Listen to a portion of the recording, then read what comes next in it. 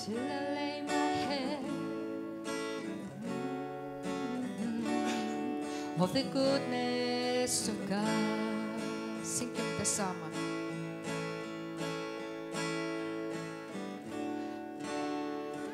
All my days you have been faithful. All my life you have been so, so good. With every breath that I am able, oh, I will sing of the goodness of God.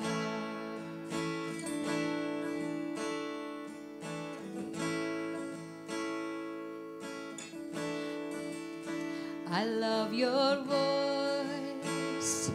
You have led me through the fire, darkest night. You are close like a father. I know you as a father. I know you as a friend. Oh, I have lived in the goodness of God.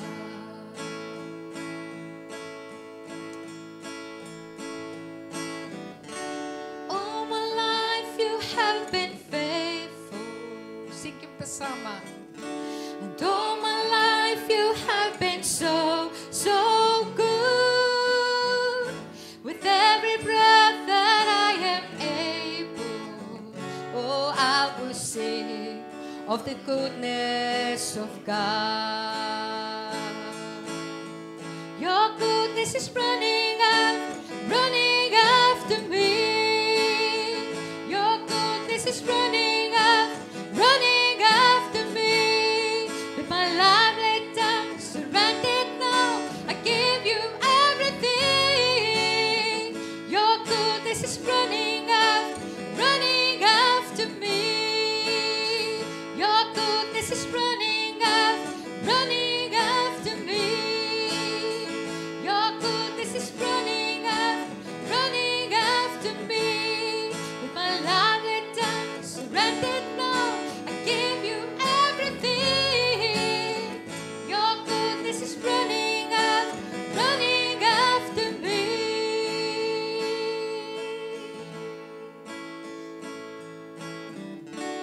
All my life you have been faithful, and all my life you have been so, so good. With every breath that I am able, oh, I will sing of the goodness of God.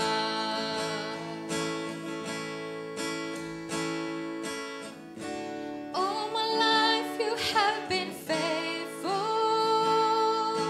and all my life you have been so, so good. With every breath that I am able, oh, I will sing of the goodness of God. Oh, I will sing of the goodness of God. Oh, I will sing of the goodness of God. All my life you have been faithful, and all my life you have been so, so good. Sing it kasama. Every breath that I am able, oh, I will sing. Amen. Of the goodness of God.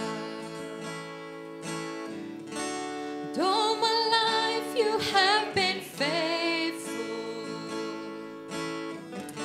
and all my life you have been so, so good. With every breath that I am able, oh, I will sing of the goodness of God. Oh, I will sing of the goodness of God. Oh, I will sing of the goodness of God. Hallelujah. Tack Jesus. Hallelujah.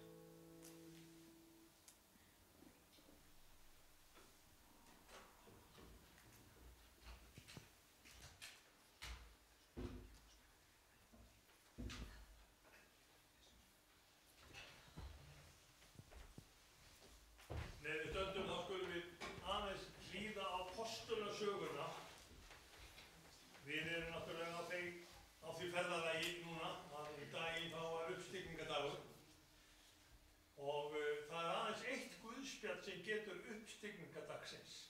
Það er Lúkasarguðspjall. En Postulasagan segir okkur svo vel frá þessum atburði og við komum í fyrsta kapítul á Postulasöguna. Ég ætla að fá aðeins að lesa hérna nokkur vers allavega til að tengja okkur saman við atburðarásina. Og það segir svo: fyrri sögu mína Þeófílus samdi ég allt sem Jesús gjörði og kendi frá upphafi. Allt til þess dags hann gaf postulunum sem hann hafði valið fyrirmæli sín fyrir heilagan anda og varð uppnuminn. Þeim birtist hann, sem birti hann sig lifandi eftir píst sína með mörgum órækum kenniverkjum. Lét hann sjá sig í 40 daga og talaði Guðs ríki. Hann var með þeim, bauð hann þeim að fara ekki burt úr Jerúsalem, heldur bíða eftir fyrirheiti föðurins sem þér, sagði hann, hafði heyrt mig tala Því Jóhannes skírði með vatni, en þér skulu skírðir verða með heilugum anda nú innan fárra daga. Meðan þeir voru saman, spurðu þeir hann: Herra, ætlar þú á þessum tíma að endurreisa ríki handa Ísrael? Hann svaraði: ekki það yðar að vita tímina tíðir, sem Faðirinn setta sjálf sín valdi. En þér munu öðlast kraft, heilagur andi kemur yfir yður, og þér munu verða vottarar mínir í Jerúsalem og allri Júdeu, í Samaríu og allt til endimarka jarðarinnar. Þegar hann hafði þetta mælt, var hann uppnuminn af þeim ásjáandi og ský huldi hann sjónum þeirra. Þeir störðu til himins á eftir honum þegar hann hvarf, þá stóðu hjá þeim allt í einu 2 menn í hvítum klæðum og sögðu: Galileumenn, hví standið þér og horfið til himins? Þessi Jesús sem var uppnuminn frá yður til himins mun koma á sama hátt og þið sáuð hann fara til himins.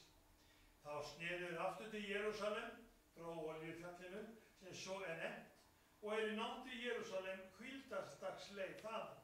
Þeir komu þangað, fóru þeir upp í loftstofuna, þar sem þeir dvöldust Pétur, Jóhannes, Jakob og Andrés, Filippus, Tómas, Bartolómeus, Mattheus, Jakob Alfeusson, Símon vandlætari og Júdas Jakobsson. Allir þessir voru með einum huga, stöðugir í bæninni ásamt konunum. Maríu, móður Jesú, var líka með þeim og bræður hans. Og það allavega í næsta versi kemur fram: á þessum dögum stóð Pétur upp meðal bræðranna. Þar var saman kominn flokkur manna 120 að tölu. Og það sagt að Jesús Kristur hafi byrt 500 bræðrum. Hér komin saman 120. Hvar ætli hinir 380 hafi verið? Það var hægt að halda heila ræðu það hverju voru fjarstaddir.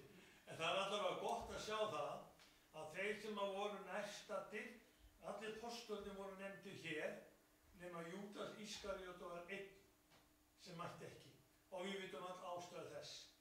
En vonin og fyrirheitin okkur gefin, því að Jesús Kristur ekki hættur með sitt orð, með sitt verk, og þú og ég fáum að njóta þess að vera í samfélagi við heilagan anda sem leiður okkur áfram og hvetur okkur áfram veginn Drottins. Heyri með því. Við bænaröfnum sem vilja að við minna Drottin á. Því við ráðum alveg hvað gerir, hvort að bara upprétt hendi eða hvort þú segir frá því, en Drottin þekkir þetta allt saman. Við erum alveg róleg yfir því að það sem afhendir Drottni, hann mun vel fyrir sjá. Og hann tekið á móti ykkur með kostum og kynjum, þá vitið þið, hann mun líka vel fyrir sjá með það sem að þið eru með bænaröfnum ykkar. Drottinn þakkar Jesús að þú mátt vera yfir okkur og með okkur. Þú mátt blessa það sem hér fram sett, Drottinn minn, bæði lög og ræða og prédikun, Drottinn minn, og orðin. Og takk, elskaði Herra, þú undirbýr hjört okkar fyrir það að taka á móti því hinu gróðursetta orði sem við þurfum að hugleiða, íhuga og það hafa áhrif á okkur. Drottinn, gefðu okkur það náð að bera þér góðan ávöxt. 30-faldan, 60-faldan eða 100-faldan eftir þínum eigin vilja. En Drottinn, bænarefni sem við erum með, taktu þig að þér. Meðhöndlaðu þig rétt, Drottinn minn, Farðu með þau eftir þínu vilja og leið okkur að gera þig dýrlegan á öllum sviðum. Í Jesú nafni. Amen. Amen. Svo ætlum við að taka samskotinn hennar. Hún verður með okkur Marta. Og svo vitið þið að það verður hérna bænastund á þriðjudaginn klukkan 5. Þá verðum við með hjón frá Vestmannum sem að verða með henni Mörtu í að leiða bæn. Gjörðu svo vel, Marta mín. Thank you, Lord Jesus, again for this gathering. Lord Jesus, we are here to worship you with our substance that we receive from you. Lord Jesus, we ask you to accept it. We pray in the name of Jesus. Amen. Amen.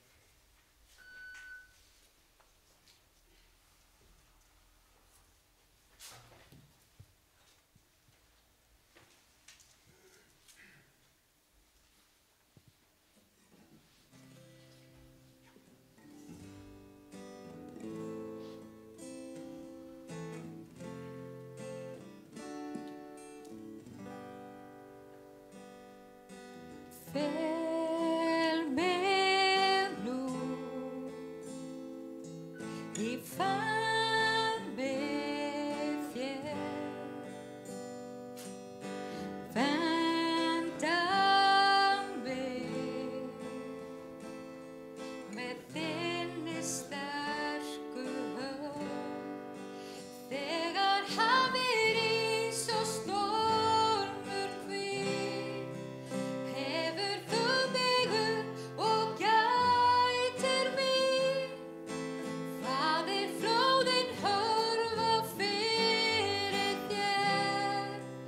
Þú ert minn Guð, hljóður ég er. Í þér er kvið og Kristur minn. Traust á þig, nú leysir kraftinn þig.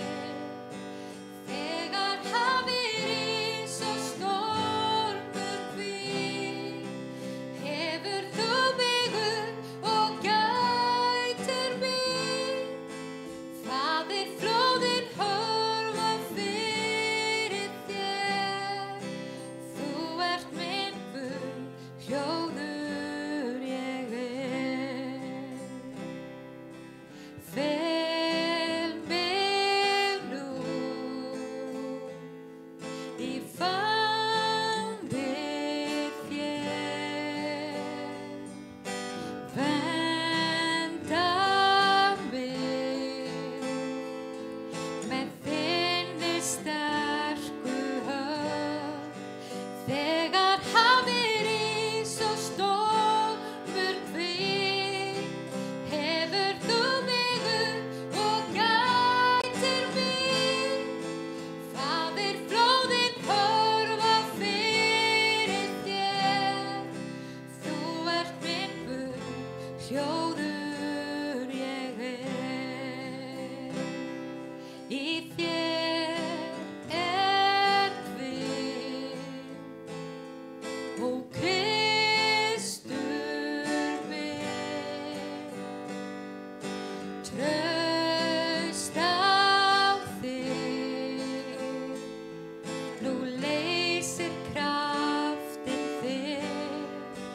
Þegar hafið rís og stormur hvíl, hefur þú mig upp og gætir mín. Faðir flóðin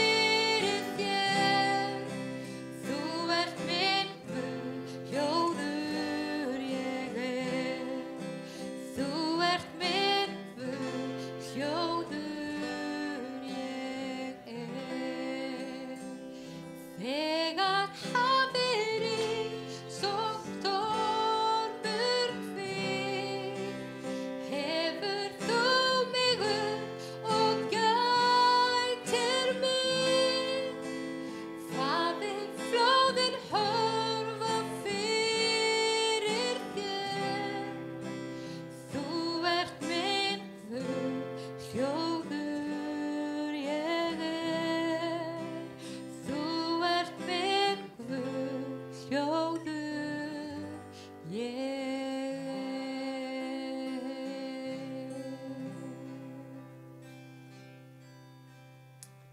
Halleluja. Syngjum einn annan söng áður en við heyrum orðið. Á helgum stað, núna ég stend, inn fyrir fortjaldið, nær heilu lofgjör mín. Þetta er gamall kór sem að mörg okkar kunna. Stöndum upp og syngjum saman. Á helgum stað, núna ég stend, inn fyrir fortjaldið, nær heilu lofgjör mín. Þar sé ég auðlind þig, svo fagurt og undurblítt. Ég elska þig, ó Guð, á helgum stað. Á helgum stað,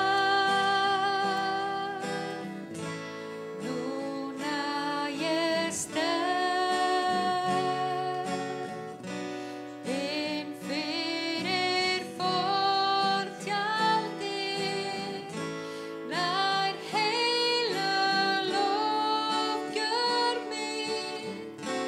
Þar sé ég auðlind þig, svo fagurt og undurblítt. Ég elska þig, ó Guð, á helgum stað. Syngjum þetta einu sinni enn.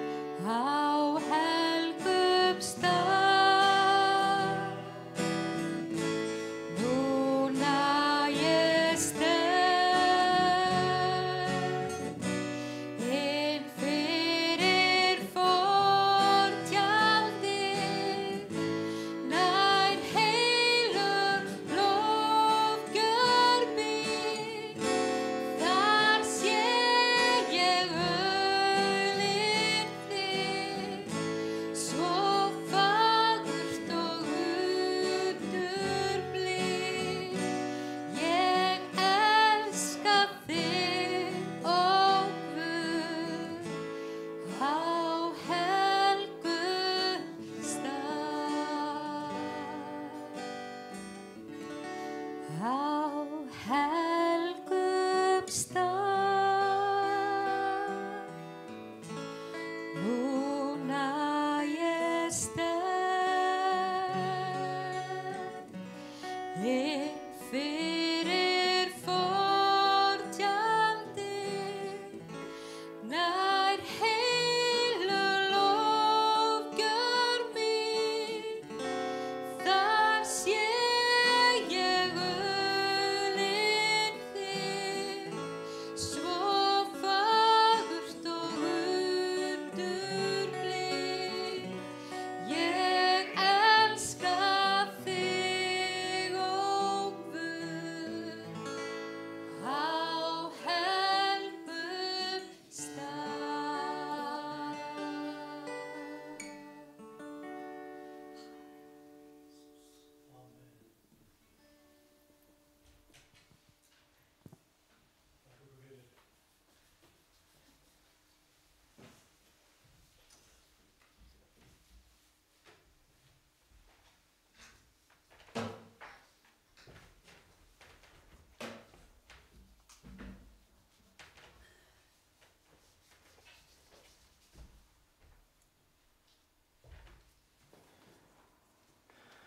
Jæja, kæru vinir, þetta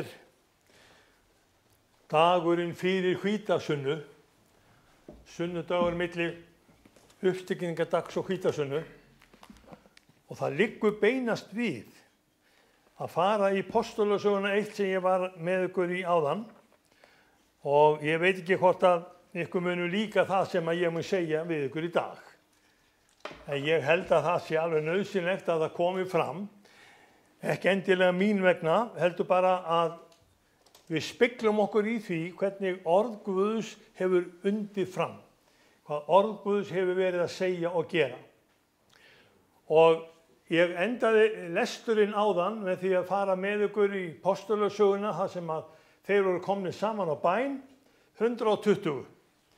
Og Jesús var búinn að ráðleggja það og það var bara fyrir skipunin frá uppstigningadegi. Verið í borginni, verið í kurrir, uns þeir íklæðist krafti frá hæðum. Þangað til Heilagur Andi kemur yfir yður. Og Jesús vissi hvað það var mikilvægt auðvitað fyrir þá að íklæðast Heilagum Anda.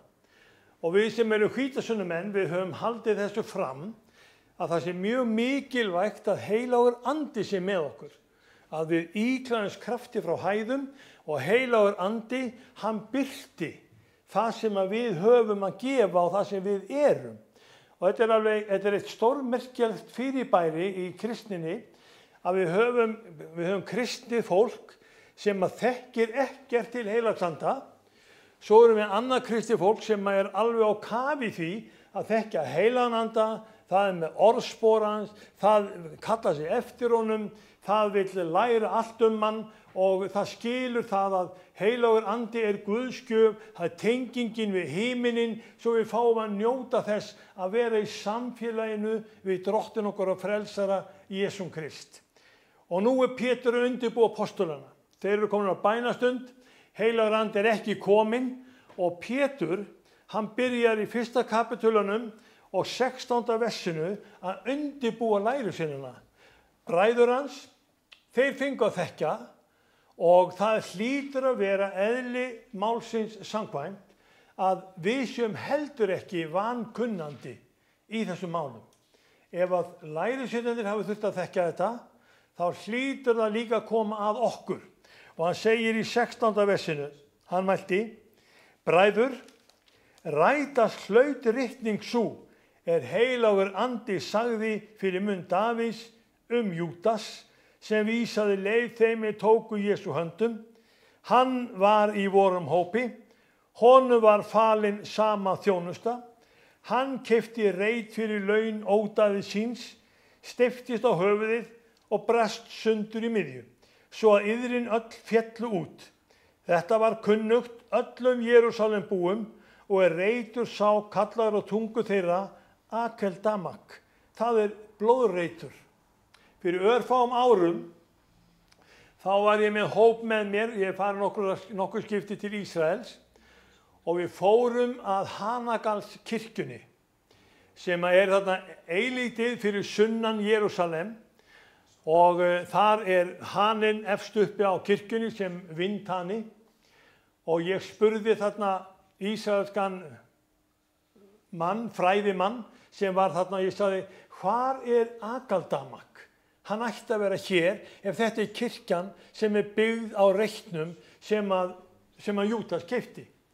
Og þá sagði hann, já, við höldum að hann sé einmitt þetta svæði hérna. Svo stóð hann þarna yfir og benti mér á hvaða svæði er endan dag í dag helgað þessari sögu Akeldamak. Blóðreiturinn, kirkjugarðurinn fyrir útlendinga sem keyptur var fyrir 30 silfurpeninga.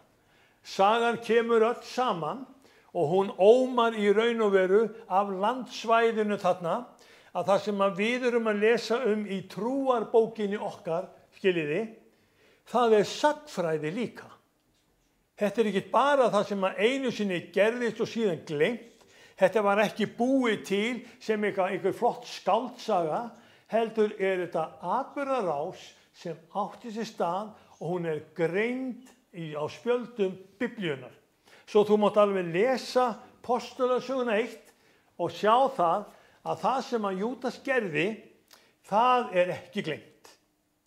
En svo komum við að atriði sem ég ætla að fá að sýna ykkur og hann Torfi ætlar að setja núna smá glærusjó upp og ég ætla aðeins að fá að nefna þetta við ykkur og þetta er vegna þess að mér finnst þetta skipta máli. Ég ætla að fá að fara með ykkur í þennan fallega garð þar sem að blómin skríða Holland og þetta flata, fallega Holland, það er einmitt þetta að rætast hlaut ritningin.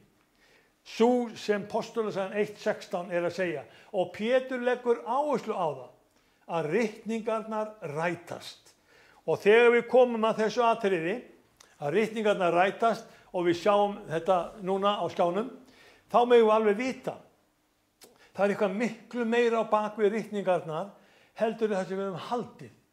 Þetta var ekki skáldsaga spámannanna, þetta var líka sagnfræði. Og þegar Pétur er að vísa hérna að rætast hlaut ritningin, þá er hann að tala um ritningu sem töluð var 1000 árum áður. Og hann er að vísa í Sálmabókina, Davíðs sálmana. Og sjáu þið næstu glæru, þegar heilagum anda er ráðlagt eða hann er að kenna okkur heilagan anda, þá kemur Pétur með útlagningu. Og sjáu hvað þetta er athyglisvert, hann tekur 2 vers úr Davíðssálmi 69 og Davíðssálmi 109. Þetta eru 2 vers sem að hann fléttir saman og tengir saman og segir þetta rættist. Og það er ekki allur sálmurinn sem fjallaði þetta, bara 2 vers. Fyrra versið í Davíðssálmi 69:26, búðir þeirra verða eittar og enginn búi í tjöldum þeirra. Og þegar við berið þetta saman, þá segir Pétur í Postulasögunni, bústaður hans skal í eyði verða og enginn skal í honum búa. Er munur á því sem að sagt er í sálminum og því sem Pétur segir, og þetta er kannski fróðlegt fyrir þig og mig, þegar við berum saman hvað Postulasagan segir og hvað sálmarnir sögðu. Hvernig skildi Pétur postuli Davíðssálmana og vísa til þess að orðið rættist fyrir munn Davíðs. Og hann útleggur orðið svona. Hann segir líka, vísa til Davíðssálm 109:8, dagar hans verði fáir og annar hljóti embætti hans. Og þegar Pétur segir frá þessu, þá segir hann, annar taki embætti hans. Og Júdas, þessi aðili, sem var nú bara ekkert hver sem var, þetta var einn af postulunum og þetta var eitt af stóru nöfnunum, það þýðir í raun og veru lofgjörð. Þetta var lofgjörðin Jesúm Krist sem brást svona illa, seldan fyrir 30 silfurpeninga. Og mér finnst svolítið merkilegt að þegar Pétur er að leggja þetta fram og segja frá þessu, takið eftir hverjir eru nefndir. Þeir sem voru á samkomunni þarna og Pétur talaði, þeir eru nefndir. Sjáu þessa glæru. Og Pétur, hann nefnir þá alla með nafni og byrjar á því að segja, hann náttúrulega sjálfur þarna, Pétur, sem þýðir kletturinn. Ertu með þetta? Þessa, já. Já, þetta kannski sést aðeins of lítið, en þetta fer samt út. Pétur sem kletturinn, Jóhannes, Guðsgjöf, ég segi þýðir nöfnin þarna leið, og þarna var líka Jakob, flytjandi, eða síðari sálmaðurinn, Andrés, hinn mannlegi sigurvegari, hann var þarna líka, Filippus, sá elskar hestana, og þegar við horfum á þetta, Tómas týpurinn, Bartolómeus, sonur Tómal, eða hann var líka kallað Natanael, og það er svolítið athyglisvert að þetta var söfnuðurinn, hann er ekkert ólíkur því sem við erum með hér. Hér erum við týpur á meðal okkar, hér erum við með þig og mig, og öll okkar nöfn, þau hafa ákveðna þýðingu og merkingu, og það er bara svoleiðis að Pétur áttar sig á því að vitnisburðurinn Jesúm Krist, hann er líka látinn tengjast ákveðnum nöfnum. Við þekkjum Pétur postula öll, við vitum Jóhannes, allir sem menn voru saman á bæn. Svo komum við að Mattheusi, Guðsgjöf, hann skrifaði Guðspjallið Mattheus. Við þekkjum Jakob Alfeusson, fylgjandi Alfeus eða höfðingans, leiðtogans. Alfeus þýðir höfðingi, leiðtogi. Svo kemur Símon vandlætari. Eigum við einhvern vandlætara í söfnuðinum? Eigum við einhvern sem er ofta að setja þetta fingur út og segja, Snorri, vertu nú nákvæmur, tala nú nákvæmlega. Já, þetta er líka svona hérna. Er þetta óeðlileg samsetning? Nei, Það sem var í Postlunum 1, það er líka í Keflavík á okkar dögum. Það er líka í söfnuðum á Íslandi á okkar dögum. Og síðustu þessi, Júdas Jakobsson, sem þýðir lofgjörð, þeir voru allir saman á bæn.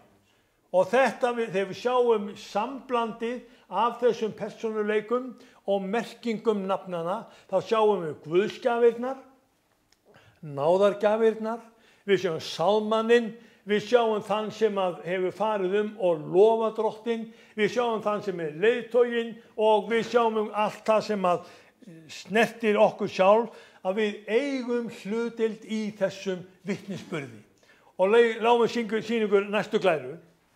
Þessi sem við erum með og erum að nefna, og eru nefndir í Postlunum 1, þetta eru vottarnir. Vottarnir af því sem Pétur postul er að tala um. Og hvað gerðu þeir? Pétur sagði, nú er sæti Júdasar laust. Nú skulum við bara kasta hlutkesti og velja einn af þessum. Og svo segir sagan frá því að þeir köstuðu hlut hver ætti að gegna embætti Júdasar. Þetta er að síðasta skipti sem Nýja testamenti nefnir hlutkesti. Þetta var síður að venja í gamla sáttmálanum, en í Nýja sáttmálanum þá hvarf þetta með þessari athöfn. Þetta gerðist þarna hjá Pétri og virkaði þetta ekki endilega, en þeir völdu og þeir gerðu þetta samkvæmt lögmálinu, en svo er það bara andinn, hann valdi seinna hver ætti að vera postuli. Og við getum alveg séð að það sem Pétur sá að þyrfti að fylla upp í skarðið, það var fyllt upp í með Páli postula. Andi var ekkert búinn að gleyma neinu. Hann vissi alveg hvernig þetta ætti að fara fram og vinda fram. Og mér finnst þetta svolítið athyglisvert þegar hann nefnir þetta að ritningarnar rætast. Og hann nefnir sálmana bæði 69 og 109. Og það er svolítið merkilegt að þegar orð Drottins er að rætast og við nefnum orð Drottins sem að rætist á meðal okkar, þá breytist söfnuðurinn. Við það að söfnuðurinn í Vestmannaeyjum fékk heilagan anda upp úr 1921, þá breyttist söfnuðurinn. Það var miklu meiri skynjun á því hvað væri andlegt, hvað væri rétt, hvað væri rangt. Og móðir mín átti heima í húsi sem hét Fagridalur. Hún bjó austanmegin í Fagradal en Jóna ljósa vestanmegin. Konurnar sem fóru í búðina og komu í búðina svona rétt fyrir hádegi, þær fóru að kaupa fisk, kaupa í matinn, voru að undirbúa það að eiginmennið kæmu heim í hádeginu. Þær mættu alltaf hjá henni Jónu ljósu og höfðu bænastund. Og þá erum við að tala um klukkuna 10 til hálf 11. Og þegar eru konar að bæn, systurnar, sátu þarna saman, það er kannski kaffibólli og svo er bæn. Þá segir ein, Jóna, Guð vill að þú takir til í skápnum sem er undir glugganum. Skápnum sem er undir glugganum, segir ljósmóðirin, gömul kona. Og hún fer að skápnum og segir, hvað er hérna sem Guð vill að ég taki til? Og hún opnar skápinn og horfir inn í hann og tekur nokkra bækur út sem hún geymdi í skápnum. Og þarna var ein bók sem hét Árin og eilífðin, sem Haraldur Níelsson hafði skrifað. Og þetta var helsta fræðirit meðal spíritista á Íslandi. Og við erum að tala um 1925-6, einhvern tíma þá. Vildi heilagur andi virkilega að svona bók er í fjarlægð og bókahyslu hvítasunnukonunnar? Megum við segja að þetta hafi verið vísbending hvernig heilagur andi vinnur? Pétur, hann er einmitt inn á þessu, að heilagur andi lætur okkur vita hvaða er sem við eigum ekki að hafa. Mín kona, hún bara tók bókina með sér, opnaði eldavélina, þá voru svo heppilegar eldavélarnar, það voru kolaeldavélar, hún var búin að kynda upp, hún stakk bókinni inn og eldaði hádegismatinn undir hitanum. Þetta var bara það sem þótti eðlilegt. Erum við tilbúin til þess sjálf að fara svolítið inn í að við grannskoðum hvað í okkar hýbýlum, hvað í okkar húsum, hvað í mínum huga, hvað geri ég? Hvernig förum við að? Hvað hreinsa ég? Hvað vill heilagur andi að ég geri fyrir mig og fyrir hann?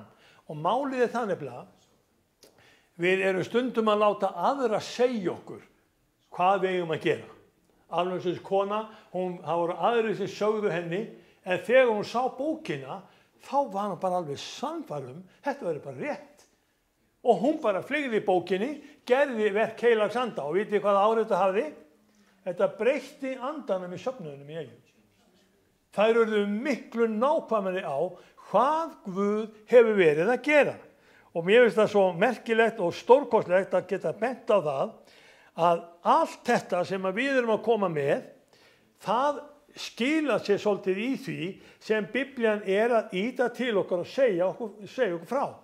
Í Póstlunarssögunni 19:18, sjáu þið það. Ég með það vers. Hvað gerðist í Póstlunarssögunni 19:18? Munið eftir því, Páll postuli hann var komin í grískt samfélag. Og þegar þeir voru komnir þarna saman í Póstlunarssögunni 19:18, þetta ekki gyðinglega samfélagið, þetta eru Grikkir að upprunanum til, orðnir kristnir, en þeir voru ekkert endilega allir orðnir svo vel kristnir að þeir gættu sín á öllu. Það kemur nefnilega fram að þeir eru í Efesus og það eru nokkrir synir Skefa sem fara að reka út illa anda af fólki. Og þeir standa alveg hiklaust frammi fyrir mannesku sem haldin illum anda og segir, ég rekði út í nafn þess Jesús sem Pétur að predika. Og þá kemur alveg hiklaust, sem Páll að predika, þá kemur alveg hiklaust, já, Pál þekki ég og Jesúm þekki við, en hver eru þið? Og þá réðist illi andinn á þessa menn. Og upp úr þessu var heilmikil vakning meðal þeirra kristnu. Og sjáu hvað þetta athyglisvert. Í 8. versinu segir, margir þeirra sem trú höfðu tekið komu og gjörðu játningu og sögðu frá athæfi sínu og allmargir farið höfðu með kukl, komu með bækur sínar, brenndu þær að öllum ásjáandi. Þær voru virtar á 50.000 silfurpeninga. Hvað það mikið? 1 silfurpeningur þýddi daglaun.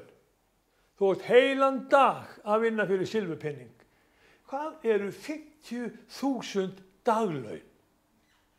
Og nú hefðu kannski margir í söfnum sagt, vá, við seljum bækurnar. Við getum byggt flotta kirkju. Við getum látið peningana renna til kristniboðs. Hugsa ykkur hvað við getum leyst margar fjölskyldur frá úr áþján í Pakistan ef við eigum 50.000 daglaun. En inni kristnu, þeir brenndu bækurnar. Þetta var ekki eigulegar eignir. Og þetta svo athyglisvert að þegar játningin kom með kuklið í söfnuðinum og heilagur andi leiddi fram hver baráttan var, þá breyttist söfnuðurinn. Og það nákvæmlega það sem ég trúi að þurfa að gera til okkur. Við þurfum að sjá þegar ritningarna rætast og söfnuðurinn breytist. Við verðum ekki eins og ein út á túni, við verðum það sem að Guðs andi að starfa og Guðs andi að hreyfa við þjóðinni. Það er á því að halda. Sjáu hvað þjóðin að fara. Sjáu þið hvaða dellur hún að taka upp á. Sjáu þið hvernig tvistringurinn og sundrungin komin í þjóðina. Hún ætlaði að sameinast Eurovision. Sjáu hvernig þetta hefur farið. Það sundrung út af Palestínu, það sundrung út af Ísrael, það sundrung út af Heru og það alveg sama hvað Íslendingarnir hafa reynt að gera gott, það alltaf sundrung. Af hverju það? Hver veldur svona tvistringi? Þegar þetta gerist í Póstlunarssögunni 19, þá var ekki lengur sundrung, þá var eining. Þá var eining. Og það akkurat það sem kristnir menn þurfa að átta sig á. Við þurfum að vera sameinaðir í samfélaginu við Jesúm Krist og heilagan anda. Eins og orðið talar, eins og heilagan andi segir, það þarf að vera hér hjá okkur. Heiði aðeins. Eru þið saman á því? Þá skulum við skoða annað.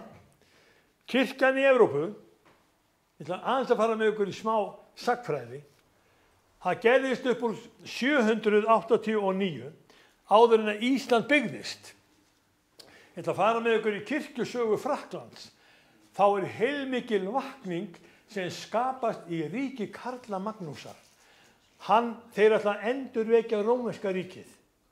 Og Karla Magnús sem var bara eins og víkingur, bara hersöðingi og konungur sem að þáði vald sitt með sverðinu og stjórnaði þjóðunum með sverðinu. Páfinn kemur til hans og hann smyr hann að hætti Biblíunnar og tengir hann við: þú eru keisari eða konungur og ég smyr þig eins og gert var við Davíð konung. Og þegar páfinn segir þetta við Karla Magnús, þá eitthvað sem gerist í huga og eðli Karla Magnúsar, að hann bara tekur þetta alvarlega. Verið að smyrja mig til konungs, alveg eins og gert var við Davíð konung, og hann tengir sig við Biblíuna. Og það verður ákveðin vakning í þessu manni og hann segir: já, nú þurfum við bara að hafa eitt alveg á hreinu.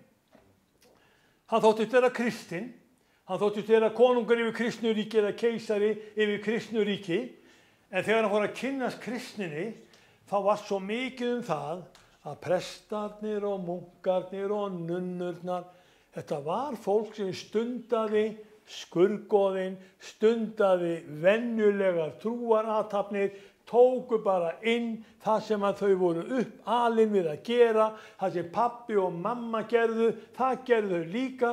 Það var engin aðgreining í kristninni. Þau bara blönduðu saman heiðni og kristni og kölluðu þetta kristnina. Svo Karla Magnús sagði: nú þurfum við að koma með stefnu sem heitir korrekta. Og korrekta þýðir bara leiðbeining eða leiðrétting. Og hann sagði þeim: nú vil ég að þið kennið prestum, munkum og öllum ábótum að lesa og skrifa. Og ég vil að messusiðirnir hjá okkur verði þeir að þið kennið biblíusögurnar og þið kennið þeim bænir og ritningavers. Og þar með fór að koma upp þessi almenna þekking á kristinni trú. Menn fóru að kunna faðir vor, segja faðir vorið í kirkjunni, menn fóru að segja biblíusögurnar og biblíusögurnar voru predikanirnar sem að gerða verkum að frakkarnir, þeir áttu sig á hvað Biblían var að boða. Og fyrir bragðið þá fór þekkingin miklu hærra hjá kristninni í Frakklandi heldur en á öðrum löndum. Þetta var til þess að frakkar, franskt samfélag, gjörbreyttist. Karla Magnús, hann breytti heiðnu þjóðfélagi í kristið þjóðfélag. Hann fór að fara fram á það að prestar og munkar, þeir tækju á málum þannig að þú værir biblíulega sinnaður, þú gerðir eins og Davíð konungur gerði. Þeir fóru að læra sálmana, þeir fóru að læra ritningarnar og þetta var allavega til þess að í Frakklandi var svona eldurvakningar alveg þangað til Karla Magnús dó. Hann dó 814. Svoleiðis að Karla Magnús hann var dáinn áður en að þetta land var fundið eða byggt. En þó við vita, þá komu munkar til hans, Díselus, og hann sagði við Karla Magnúsi frá landi, það sem að næturnar, suma næturnar eru svo bjartar. Hann kallaði lúsbjartar. Og þá var Karla Magnús hissa og segir, lúsbjart? Það þýddi þið sáu lýsna hver á öðrum miðja nætur. Það eru bjarta nætur, sagði hann. Þá eru nefna Ultima Thule. Og það öllu líkindum að þeir hafi komið hingað til lands áður en Karla Magnús dó. Við vitum söguna af þeim sem að kalla sig papar og komu hingað til lands og það eru örnefni á Íslandi sem benda til þess að paparnir hafi verið hér á Íslandi og hvernig eru suma næturnar á Íslandi. Nú eru við farin að horfa á sólina jafnvel undir miðnætti. Þetta nákvæmlega eins og Karla Magnús fekk að vita. Hafa þið komið hingað? Já, líklega. En Karla Magnúsi var það mikið umhugað og það var hans kappsmál að kenna löndum sínum að gera Guðs vilja, að fara með orð Drottins eins og það þyrfti að vera. Hann skynjaði að það var eitthvað mikið á bakvið orð Guðs. Svo ætlum ég að fá að segja ykkur þetta. Hann stofnaði skóla til að mennta presta og munka. Hann sagði að vankunnátta flokkast sem glæpur. Hann gerði þetta að glæpa starfi ef að menn þekkti ekki kristna trú. Í dag á Íslandi, hvað vita börnin um kristna trú? Nú er verið að eiginlega hefta það að þau þekki kristnina. Hvað stöndum við þá? Við erum að opna á lífsmáta sem er ekki hagstæður þjóðfélagi okkar. Karla Magnús hann sagði, hann fékk munk sem hét Al-Súín, stofna skóla, kenna prestum og söfnuðum sem voru látnir læra bænir, ritningar og biblíusögur. Og við getum séð líka að fram að 789, áður en Karla Magnús tók við, þá var mjög algengt að munkareglur og kirkjustarf alla Evrópu var mjög brenglað af saurlifnaði, heiðinni dýrkun og alls konar suggi sem átti ekki einu sinni að nefnast á nafn á meðal okkar. Heiðnar venjur ríktu allt Frakkland og þó víða verið leitað. Og siðrað kristindómur var víðs fjarri kirkjun og þjónum. Komu nú aðeins hingað til lands. Við vitum það að við tókum kristni árið 1000. Ætli þetta orð hafi fengið að leiða kristniboðana hingað. Ætli þeir hafi verið jafn ákveðnir í að boða þetta orð og við erum ákveðin í að taka við því. Við vitum allavega, árið 1000, þá var samþykkt á alþingi að við skildum vera kristin. Skiptum nú glæru, Torfi. Og þegar við samþykktum það, þá hafði það strax þau áhrif að á 3. þingi eða 3 árum eftir að við samþykktum að taka kristna trú, þá mætti einn maður með alvæpni á alþingi. Allir hinir skildu vopn sín eftir heima. Það gjörbreyttist þvílíkt ástandið á Íslandi að í stað þess að þurfa að ferðast landið með vopn, brynju, skildi, spjót og sverð, þá gátu menn bara skilja þetta eftir heima, hafa komið friður í landinu.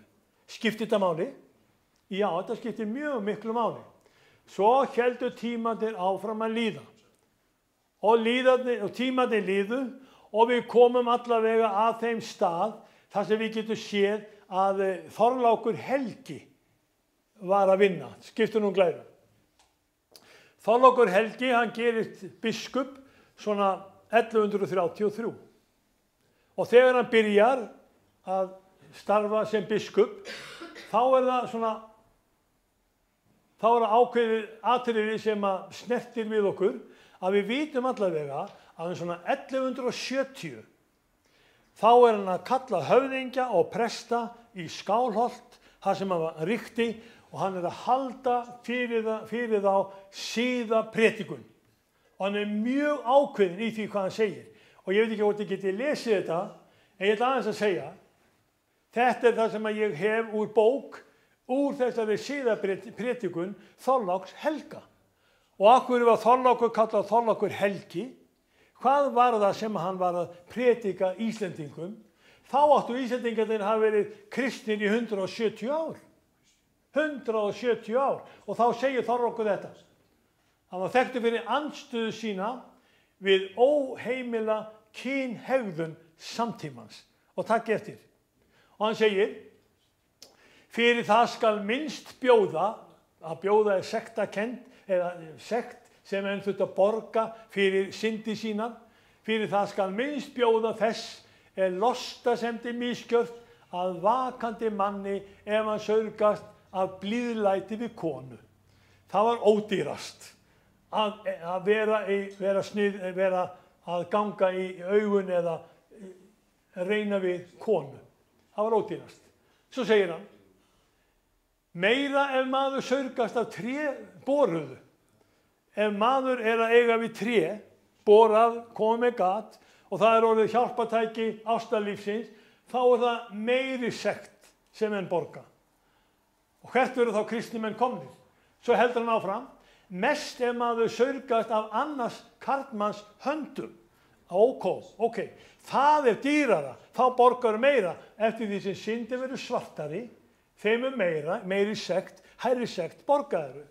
Og svo segir hann líka, ef konur eigast við, þangað til að þeim leysist gind, þú veist, það er líka dýrt, þær þurfa að borga það. Og svona fylgdist hann með og benti fólki á hvernig það mátti alls ekki koma fram. Og svo líkur hann þessu með því að segja, sé körlum þeim hinn ljótasta hórdóm fremja sín á milli, það er að segja, þannig framdur við ferfætt kvikindi. Þetta tekið úr sögudagana, hann endaði með því að taka fyrir ef menn var að misnota dýr. Þannig að hann byrjar á, ef þú ert að reyna við konu og þú ætlar ekki að meina neitt með því, eða ef konur eru saman, eða ef karlmenn eru að reyna við hvora aðra, eða þeir eru að nota tré borað. Svona var Þorlákur Helgi að ýta að Íslendingum það sem að þeir þurftu að vita til þess að stoppa vald djöfulsins í þessu landi. Þetta er 170 árum eftir að Ísland gerðist kristið. Og fyrir bragðið, af því Þorvaldur gerði þetta, þá sjáu þessi maður, hann er ennþá þekktur í Íslendingasögunni sem fyrir Þorláksmessu og fyrir athafnina sem hann gerði. Þetta var einn af þessum heilugumönnum sem var ekki alveg saman það hvernig við bárum okkur að. Hvað ætli kirkjan gerir í dag? Hvernig fer kirkjan að? Mætti ég segja þetta í kirkjunni? Mætti Þorlákur Helgi fá að hljóma í þjóðkirkju landsins? Ég er bara að þakka Guði fyrir að við höfum þennan vettvang hér í Keflavík, að við megum segja þetta. Og takk eftir, nú er næsta glæra. Og þessi glæra sem að ég er með, hún er bara tekið frá Glerárkirkju á Akureyri. Af hverju er þetta sjálfsagt? Af hverju stendur kirkjan fyrir þetta? Hvað var það sem að Þorlákur Helgi kallaði eina mestu og dýrustu sök hjá sinni samtíð? Það var einmitt kynvillan og það var að leggjast með skepnum. Og hver er þá staða þeirra okkar í dag? Jú, nú erum við með Eurovision.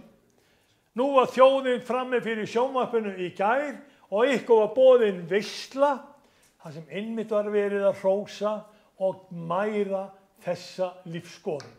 Sískinni, sjáu hvað þau eru komin. Sjáu þið hvað Pétur var að eiga við þegar hann byrjaði leiðréttinguna í söfnuðinum. Sjáu þið Postulasöguna 19 sem leiðrétti Grikkina. Sjáu þið síðan það sem að gerðist á dögum Frakka, hvernig þeir voru leiðréttir, þarf að leiðrétta Ísland. Þarf orð Guðs að heyrast. Ég tel innmitt svo vera, og ég er alveg sannfærður það, að við þurfum í raun og veru öll að biðja eitt. Að við biðjum Drottinn vakningu hér á þessu landi. Vakning gefðu vér því biðjum Drottinn. Torfi, setja næstu glæri á. Ég veit ekki hvort þið þekkið þennan sálm, en þetta er allavega sálmur sem mér finnst skipta mjög miklu máli, af því að þetta er sálmur sem ég ætla að fá að leiða ykkur í og syngja með ykkur. Dagný, kantan. Já, komið þið, Þórir og Dagný, við skulum standa upp.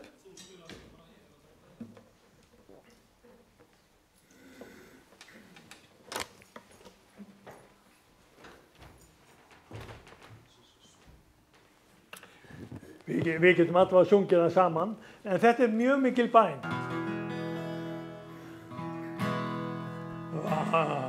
Já, nú þarf ég að... Vakning gefðu vér þig biðjum Drottinn, veku fólk þitt gerð það heilt og djarft. Anda sendu eins og fyrst í kristni, orði Drottins gefðu sigur kraft. Drotti sendu andans kraft og Drotti sendu andans kraft og svo við höfum sigur krafti sanna. Drotti sendu andans kraft og tala aftur eins og forðum daga, andi þegar brann í hverri sál. Jesús kraftur gefðu, kveikan eld sem logar eins og bál. Drotti sendu andans kraft og Drotti sendu andans kraft og svo verður sigur kraftin sanna. Drotti sendu andans kraft og tala Guð og sálir veka svefni, segðu orð sem kveikir trúnni í. Helgur andi hrærðu vötnin líknu, hrærðu Guðs börn lífs og starfa til. Drotti sendu andans kraft og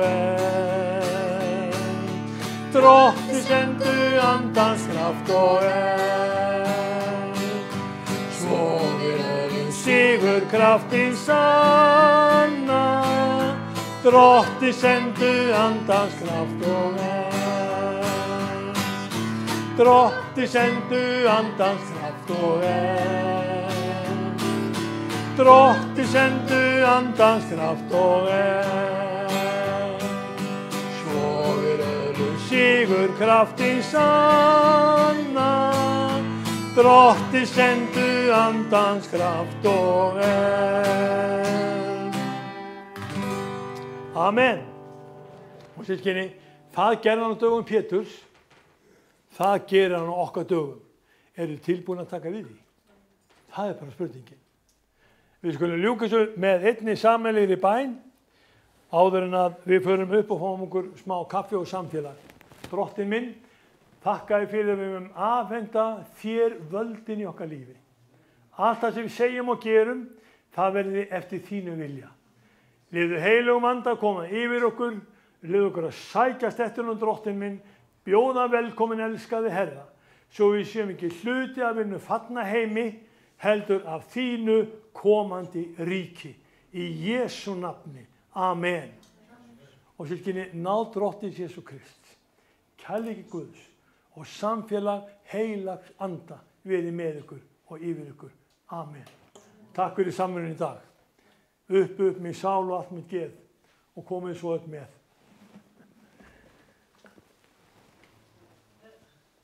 Samverðin stundir í lokin núna.